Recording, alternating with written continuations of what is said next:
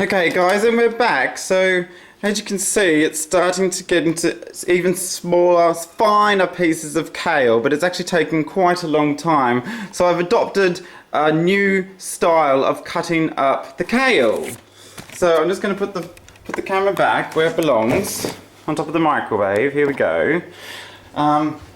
May I recommend in future you actually start with much smaller amounts of kale. So I've used nearly half of the entire bush that I purchased from Woolworths, and it's way too much. We've got bits that are falling off everywhere. They'd rather jump overboard than actually be cut up by the knife. They're trying to escape, and as you can see here, I did have to put a band-aid on the finger. I was just pouring out with blood. So we don't want blood in our food, so this is what I've decided to do. Instead of going like this and taking such a long time, I've actually decided to adopt this kind of a style. I put my hand firmly over the blunt end of the knife. The sharp end is what we're using to cut, and I just quickly go like this.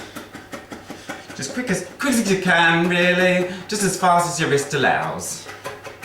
You know, it's actually coming along quite nicely. Some people who might like a big bush or big leaf such as this, they might like to leave it at this size, but I actually prefer it to be much finer. So it's just personal preference. That's what it comes down to, I've realised.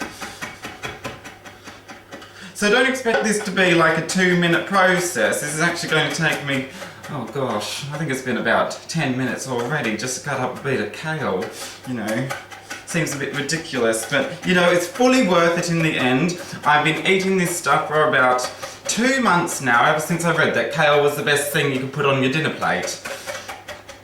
Okay, so here we go, and I put it in a variety of foods. You know, what I tend to do is I tend to get a piece of salmon or a piece of fish, and I like to put it on the frying pan, you see, and that's how I cook my fish. And as it's cooking, I like to sprinkle I just grab a handful of kale, say about that much, just put it in the frying pan with some onion and anything else that you want, really. Sometimes I use spinach, other varieties of the leafy green family. Don't ask me to list them for you because no, I can't remember them.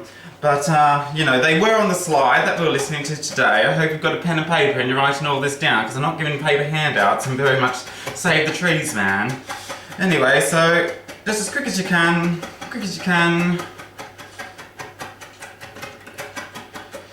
Okay.